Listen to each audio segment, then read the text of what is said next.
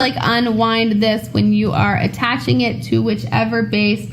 This, like, I think it's a 3/4 thread here. I've attached to certain lighting things at my stream setup. So if you're a photographer, that might be handy if you want kind of any extra lighting.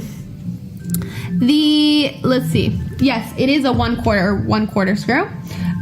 Wing nut is what this little middle part is called, 360 adjustable wing nut. And then we've got the T-shaped bar on this end.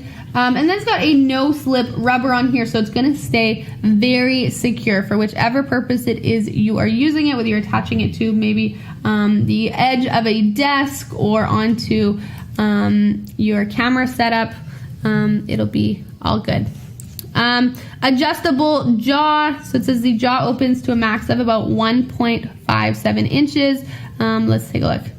That's quite far. Minimum of 0.59 inches. So let's there's at the minimum. So tight.